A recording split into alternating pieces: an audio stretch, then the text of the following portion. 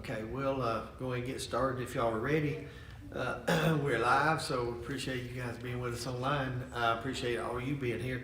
We're in Ezekiel chapter 19. If you want to flip over to Ezekiel 19, and we'll continue looking through. This is going to end a particular section of Ezekiel, by the way. Chapter 18, if you remember, was about personal responsibility, and it was the second proverb that God was corrected. They had been saying, the first one was they kept talking about since Jerusalem is God's country and God's people that he couldn't touch them, and God showed them that was going to be wrong. And last week, chapter 18, the proverb was basically you inherit the sins of your father, and God had to tell them, no, it's individual responsibility. You make your own choices.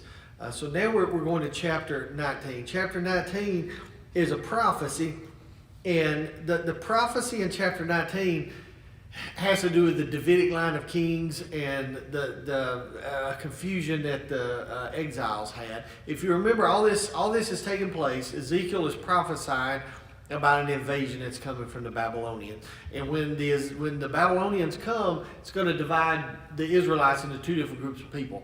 The first group of people are going to be those left behind in Jerusalem, and God's really got it out for them. It's mostly their leaders and people that are just blindly following those leaders into sin.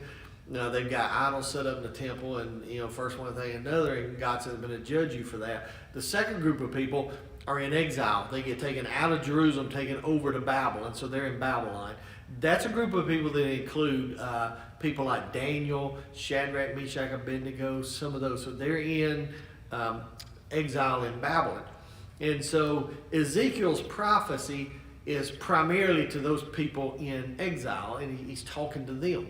And they've got this false sense that, because they're still connected to Jerusalem, it's still God's place, and it's still their people there. And so they've got this idea that maybe since God loves Jerusalem, he won't judge them, and God says, no, that's wrong. And then they start thinking, well, maybe it's just the leadership. And God said, no, it's not the leaders, it's the people that are following them, and everybody's responsible. So God starts going through all these details about the people that are in sin and their sins that they're committing, and starts outlining everything that's wrong. Then we get to chapter 19. There's a false hope with the exiles. The exiles believe, and here's where the prophecy is going to look like it's a little bit sketchy as far as the Bible records, because the exiles are thinking there's more leaders in the line of David, in the Davidic line of kings, that can restore Jerusalem. There's somebody left, because God had promised David that one of David's descendants would always reign on the throne. And so as they're in exile, Ezekiel is telling them, this is what's going to happen. Jerusalem's going to fall, people are going to be killed, the rulers are going to be executed, all this stuff's going to happen. So now all these exiles are sitting around in Babylon thinking, maybe one day we can go back, because there's a king that's going to come and restore us. There's somebody that's going to come and make everything better. The prophecy in chapter 19 is a prophecy telling the exile that person doesn't exist, that there's nobody that's going to rescue them, nobody's going to make Israel better, and that's just the way it is. Now look at verse 1, because this sets up the whole thing. As for you, God talking to Ezekiel, take up a lamentation. All right, so this is and I'm going to get into the figure of speech in a minute. But it's in terminology that we know when we use a lot. It's a funeral dirge. It's kind of like the Book of Lamentations. It's like a lot of the Proverbs, some of the Psalms. He basically tells Ezekiel to write a sad song about the state of Israel and the state of Jerusalem. It's got two parts. There's two visions, two analogies that are riddles. The first is he's going to compare Israel to a lioness and her cubs. And then he switches gears in verse 10, and he starts talking about Israel in terms of a vine and fruit. So the first part, he's going to talk about a lion and cubs. And then he's going to start talking about a vine and fruit. And I'll tell you what he means by that, because he's using both terms, the lioness and the cubs, and the vine and the fruit. And when he talks about those, he's talking about the Davidic line of kings. All those kings that come after David. God said to David, one of your people is always going to sit on this throne. And so now they're saying, okay, one of those people still out there, because that's what God promised us. And this lamentation is to tell them, the person you're looking for is not here. He's not going to. There's no hero that's going to ride in on a white horse and save you the way you think. And so he's when he says lioness and when he says vine, he's talking about the Davidic line of kings, not necessarily Israel, but that line of kings that come out of David. So look at verse 1. And because we got to talk about Hebrew grammar just a little bit before we get into this.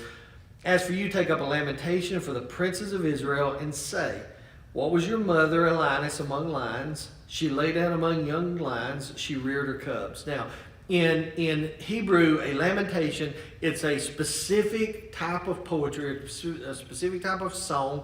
It's called a kinah, Q-I-N-A-H, a kinah. And a kinah is it's a funeral dirge, or it's a lamentation. There's a specific type of rhythm in it. And I know it's going to sound weird, but in Hebrew writing, it's called a limping rhythm. And when you read it in English, you don't get it. When you read it in Hebrew, it's very noticeable. When you read it in English, you lose some of that in translation. If you have a New American Standard Version, which I use and I read from, it's very noticeable in it. And I'll show you what this particular thing is. And then you can, as we go through this chapter 19, you'll see it repeated over and over again. But look at verse 2. In verse 2, a kinah, or a lamentation, this particular form of Hebrew writing, is always, it has 3 accented words, and then it's followed by 2 more accented words. And then you'll read on, and it'll be 3 more accented words, followed by 2 accented words. So look at verse 2. And look, it says, what was your mother, a lioness among lions? All right, now look at this line. She lay down among young lions. That's the 3 accented words. You don't get this in English as much as you would in the Hebrew. If you read this in the Hebrew, it becomes apparent. But these are the 3 words. She lay down is one, among is one, and lions is one. Then look at the next 2. She reared is one, cubs is one. So there's 3 accented words followed by 2 accented words.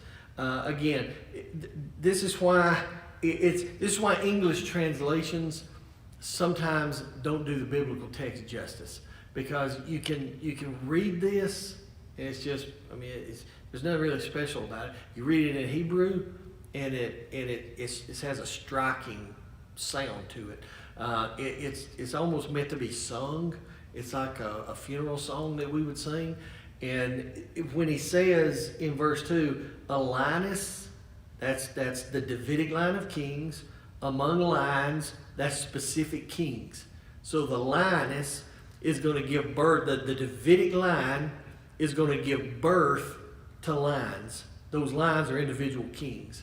And he's going to, without naming them, we can figure out who they are, because he's going to specifically talk about 3, and the reason he doesn't do the 4th one is, I think, a pretty specific reason.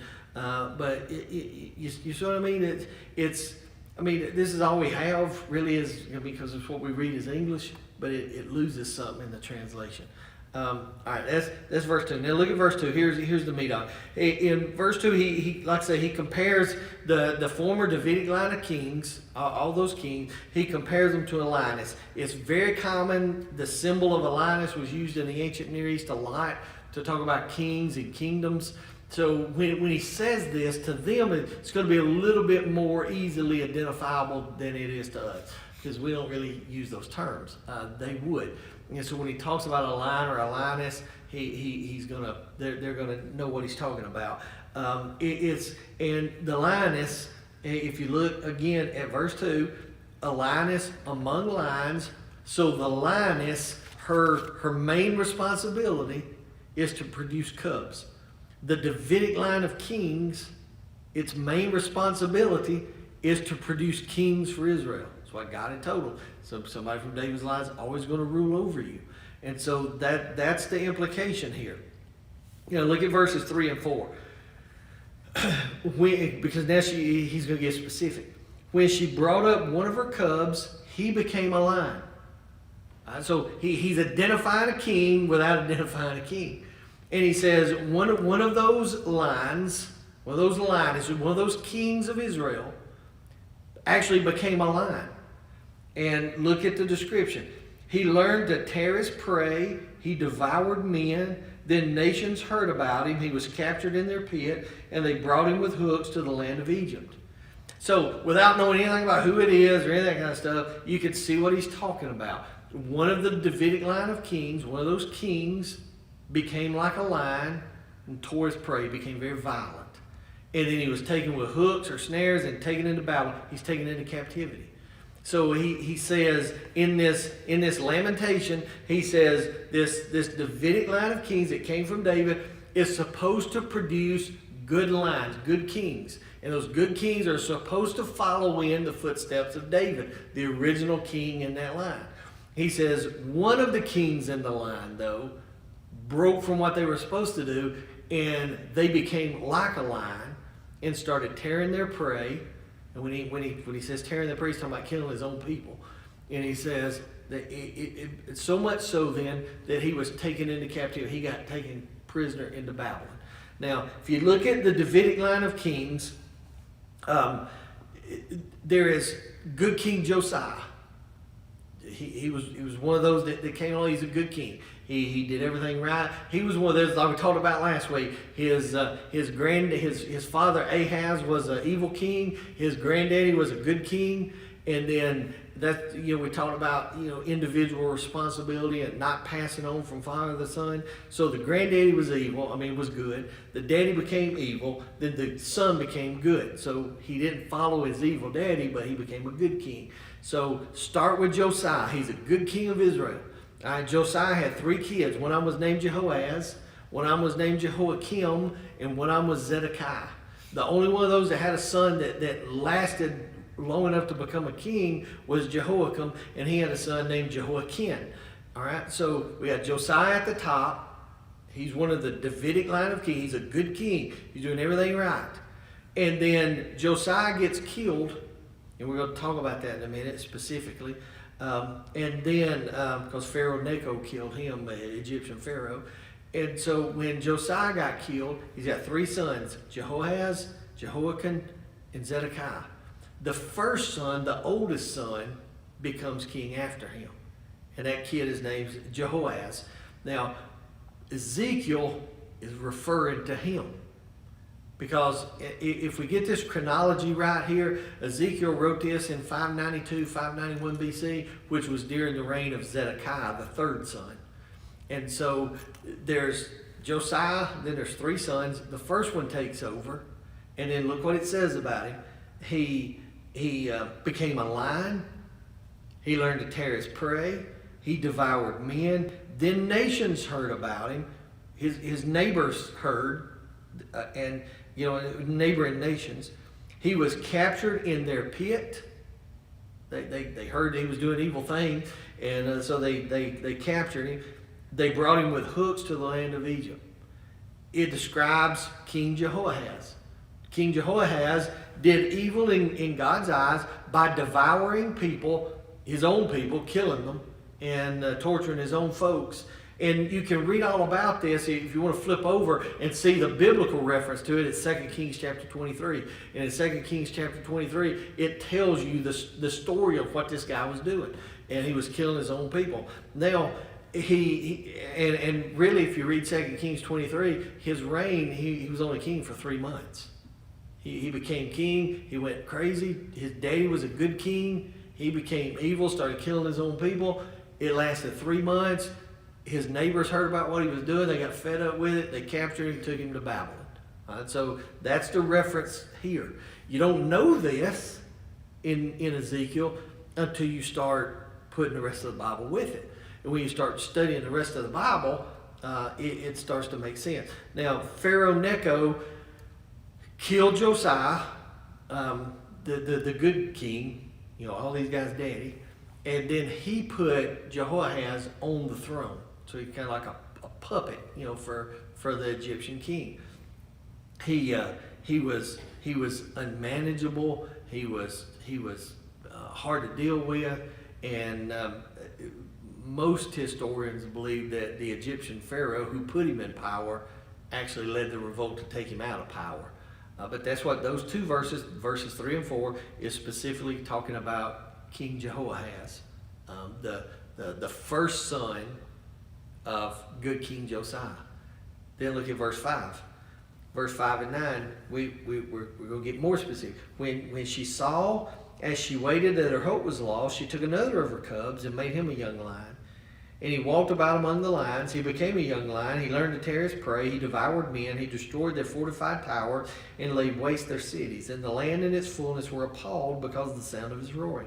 Then nations set against him on every side from their provinces, and they spread their net over him. He was captured in their pit. They put him in a cage with hooks and brought him to the king of Babylon.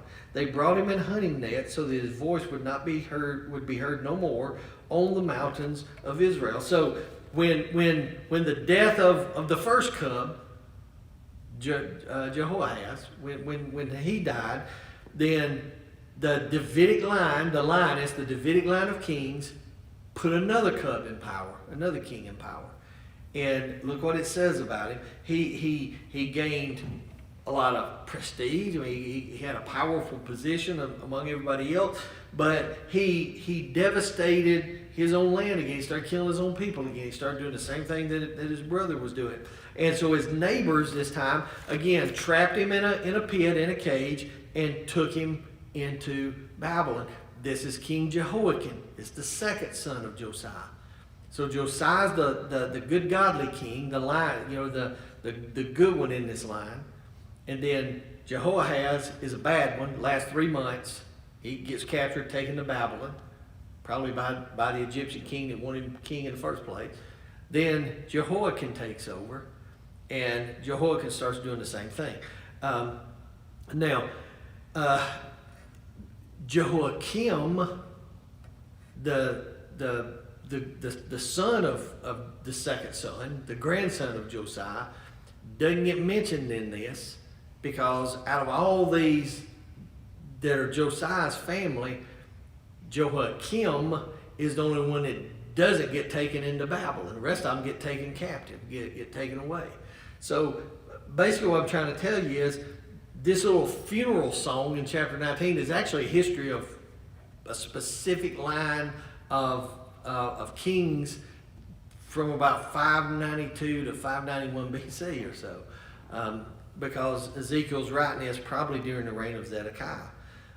So I know this can get a little overwhelming. You go back, read it, and you can see for yourself that when we're talking about lineesses, talking about the Davidic line of kings, the lines or the cubs or the individual kings, and they start getting evil, and then they get taken away.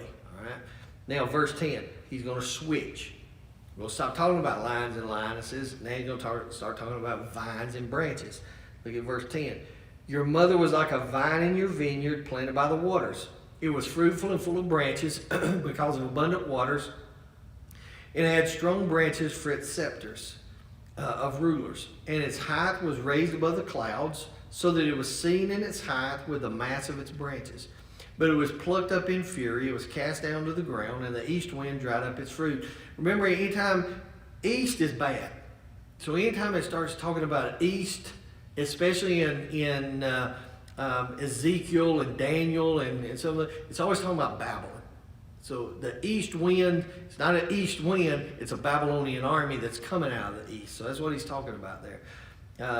It was cast to the ground, the east wind dried up its fruit, its strong branch was torn off, so that it withered, the fire consumed it. Now it's planted in the wilderness in a dry and thirsty land, and fire has gone out from its branch, it has consumed its shoots and fruit, so there's not in it a strong branch, a scepter to rule. So He's going to change the terminology. Now, change the description. First, it's the lioness is the Davidic line of kings. The lions or the cubs are the individual kings from Josiah's family, his sons and grandson. Now he's changing to a fruitful vine and a vineyard. And so now, still talking about the Davidic line of kings. First time the Davidic line's a lioness. Now it's a vine. It's a fruitful vine. That's what he describes it in verse 10. It flourished. Look at the way it describes it in verse 10. It's planted by the waters. It's fruitful. It's full of branches because of the abundant waters. It has strong branches fit for scepters of rulers. In other words, it has good kings. It's flourishing. It's doing well. It has abundant resources. Everything's doing well. The Davidic dynasty, David's dynasty, was a fruitful vine among other nations because God had blessed it. That's what he's talking about. God blessed it. God put his hand on David. God blessed Solomon. You know, all the line that came from David, God blessed them as long as they did right, as long as they were godly leaders. And so that's what he's talking about here. Its branches were so strong that, look how he compares this. It had strong branches of this line of kings that could be used as scepters for the rulers. In other words, it had strong individuals, strong people, strong guys that were coming up to take over and be king. They were, and really, look at verse 11. Its height was raised above the clouds. Those are probably references to the height of the Davidic line. David, Solomon, talking about those. Right, so he's talking about a lioness giving birth to the cubs or the kings. Now he says the Davidic line, those guys that God put in charge were very fruitful. Like a vine that was producing a lot of fruit, especially in its heyday with David and Solomon. It grew up above the clouds. It is strong. It was by the waters, had abundant resources. It was in a geographical area where it had everything it needed to survive. The land was doing well. The kings were thriving, and things were really happening well. But Ezekiel's writing this to a people that's been taken into exile, so they're kind of like, what's happened? What went wrong then if everything was fine? Look at verse 10. Verse 12. Look how it starts. But it was plucked up in a fury. It was uprooted. Other people uprooted this vine in their fury, trod it underfoot, cut off its fruitfulness, and with this hot east wind, killed it. That's Babylon. So it was doing fine. It had, David thrived, Solomon thrived. All these guys were doing well. Israel was strong, Jerusalem was strong, and then you started getting some weak guys, and then Babylon come in and just ruined everything. He's writing this, and if you remember from a couple of chapters ago, it's a reference to Zedekiah. The Egyptian king took Zedekiah and put him in power and said, you're going to be the guy. You just do what I say. You can still be in charge of the exile, but you do what I say. And Zedekiah did okay for a while, and then he rebelled against the Egyptian king. We had a whole long discussion about this that night, if y'all remember, because the Babylonian king, not Egyptian, the Babylonian king was an evil pagan guy, but he kept his word to the Israeli king, to the godly nation's king. Zedekiah, who was an Israeli, God's people, broke his deal with the Babylonian pagan. Well, God got mad at the godly guy because the godly guy broke his word, even though the commitment was to a pagan king. God said, I really don't want you breaking your word like that. This is in a reference to Zedekiah. Zedekiah is the king that was taken by the Babylonians and put in power and said, you can be in charge of the exiles here, but you just listen to us, we'll tell you what to do. Now, if all this is chronologically right in Ezekiel, Ezekiel wrote this in 592, 591 BC, somewhere thereabout. Babylon came in and Zedekiah was taken captive in about 586, 587 BC. So just a couple of years later, they came in and got him. And that's what he's talking about here. Israel was doing fine. Jerusalem was doing fine. The temple was doing fine. Worship was going fine. And then you got some ungodly people that come along. And in verse 12, it's just plucked up in a fury. That plucked up in a fury is Babylonian invasion. The Babylonians came in and they just uprooted everything. They took people captive. They took exiles into Babylon. They killed the people in Jerusalem, slaughtered all the leaders that were in there, and just really messed things up. So that's what he's talking about. Now, look at because this is where, if you really study your Bible and you read this, it's going to seem contradictory or like God missed something.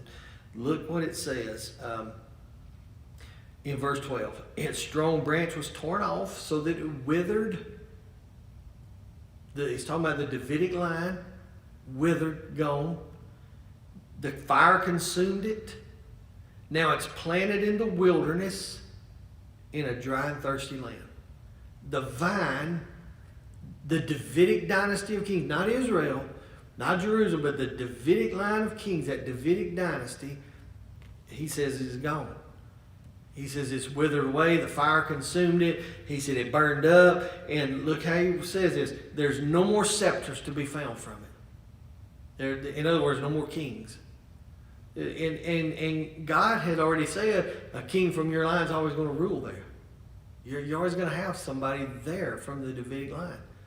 And now God says to Ezekiel, you tell those exiles, because they're thinking, yeah, we know the prophecy. God said one of David's people will always be here. And now God says, that's not true. Not as far as you think it's going to be. I don't have another Josiah or another Jehoshaphat or another one of them guys that's going to come along. It's not what you think. And so this is really a direct reply from God. God is talking to these exiles who they keep thinking everything's going to be fine for us the way we think it's going to work out. And this is God's reply saying, no, it was good. Israel was strong, Jerusalem was strong, but you guys got off track because of your sins. And then he's going through that list of sins, and he says, you can't blame anybody else either. It's not your daddy's fault. It's not your granddaddy's fault. It's your choice. You made the decision. Now they're sitting around saying, okay, so if Josiah's gone, and if all the good kings are gone, if Zedekiah's, if he's rebelled against us now, all those people are gone, there's somebody else out there. And look at the prophecy. He said, no, the vine, that Davidic line of kings, is withered away. It's in a barren land. It's in a thirsty land. It's in a dry land. It was in verse 10 in a place where there's abundant resources and lots of water. Now it's in a dry land. It's in a thirsty land. He says there's nobody coming to rescue you here. This is God's reply. Now, did God lie to him? Did God say, okay, I'm going to put one of David's descendants on the throne forever? God didn't lie to him. This is what this prophecy implies. It's really a messianic prophecy in disguise, because what it means is until Jesus comes back in the millennial reign, and Zechariah chapter 14 sets his feet on the Mount of Olives and takes up the throne of David, not until then will another strong king of that Davidic line be here. They're all gone. They've all abandoned ship. That's why Israel's in the state that it's in. They're not really Israel. I mean, they have a government. They have constitution, all that kind of stuff. But they have no temple. They have no king. They have no priest. They have nothing that they think that God had promised them. There's no Davidic king on the throne. This prophecy says that it's not going to happen. Look at verse 14. Fire is going out from its branch. It's consumed its shoots and fruits. There is not in it a strong branch, a scepter to rule. It's a lamentation, has become a lamentation kind of. Not until Jesus comes will that strong branch of that Davidic line rule again in Israel. They because of sin, they've kind of counted themselves out. And so that's what he's talking about here. It's a messianic prophecy, I guess, without really being a messianic prophecy. I mean, because it's really, I mean, imagine this group of people that are living in Jerusalem. Everything's good. They got Josiah. Josiah's brought back the law. He's brought back the worship. He's doing everything right. You know, they've had all these good king, bad king, good king, bad king. Now Josiah's come, and they're thinking everything's going to be good. And then he dies, or he's killed, and then his son Jehoahaz takes over, and he's influenced by Egypt. He's a puppet of Egypt. Then he dies, and his brother Jehoiakim takes over, and he's influenced by Babylon. And then Zedekiah comes along, the third brother, and this third brother is taken over by Babylon, and Babylon tells him what to do, and they're his boss. And so after the good king, all the brothers or all the sons just start getting really ugly, sinful, leading people astray, worshiping idols, put an idol in the temple, you know, just doing all this bad stuff. And then God intervenes and he sends prophets, tell them they're doing wrong. Jeremiah, Isaiah, you know, they come along and say, listen, God says straighten up, you know, judgment's coming. They say, God's never going to judge us. We're Jerusalem. You know, this is God's place. He's not going to judge his own place. And then Ezekiel comes along and says to them about 4 or 5 years before it happens, you guys are going into captivity. God's going to come around, and God's going to send this mighty east wind in, from Babylon.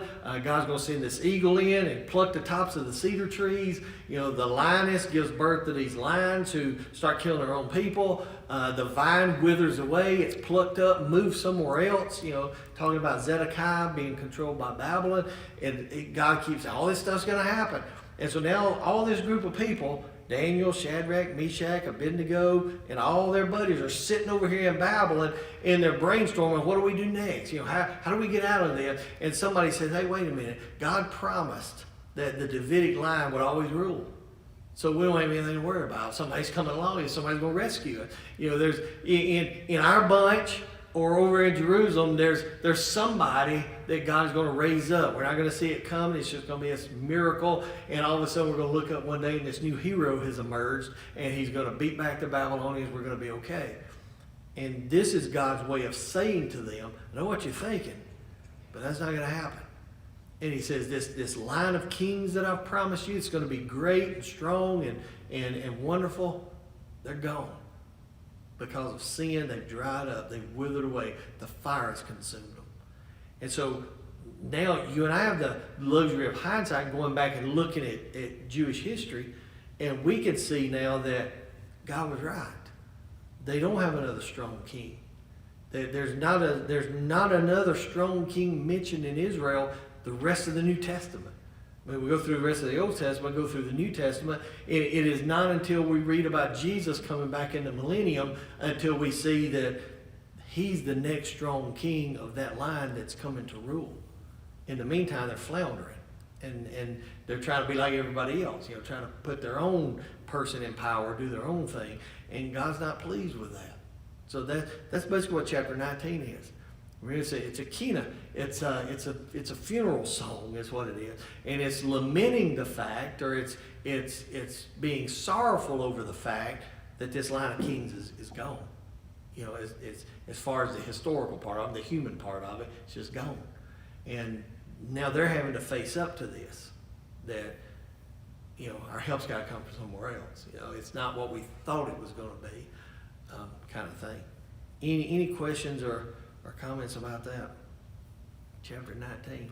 Jeff, didn't we talk a while back about the Muslim footprint in Israel today, especially in Jerusalem, I recall, and one side of the street being Israeli shops and the other side selling the same stuff, Muslims? Yeah. in the presence of their church and the buildings that they've built over Christian shrines Yeah. are just everywhere. Yeah, it is. It's divided. It's divided into squares or sections. A Muslim section, a Christian section, a Jewish section, and this show you I mean, it doesn't have anything to do with chapter 19, but this show you human nature. The Muslims who hate Christianity. I mean, Muslims don't like Christians. They don't like Jesus. They don't like any of this stuff, that we teach. But the Via Dolorosa, the path that Jesus walked for the crucifixion, goes right through the Muslim section of town. And so right through where Jesus walked, right now there's a Muslim section and all these Muslim shops and restaurants and all that kind of stuff. And Christians go there for a pilgrimage. They walk, I got to walk the Via Dolorosa, the route of Jesus. But as you go through this Muslim section now, and you're tracing the footsteps of Jesus, they're selling Christian stuff. So the Muslims like, man, we hate y'all, we don't want nothing to do with you, but you won't buy this cross? At $5 you buy this cross. Anything for money, they don't care about it. They're just selling Christian stuff out there to make money. So that tells you their convictions are probably not where they say it is, because they don't really care. But yeah, that's Israel's a mess right now. Yeah. I mean, but really, because you got three religions really kind of fighting over the land. And the conflict we see with Palestine, and especially what's going on in the news today, I'm reading about, we're not helping the situation not one bit. Not anymore.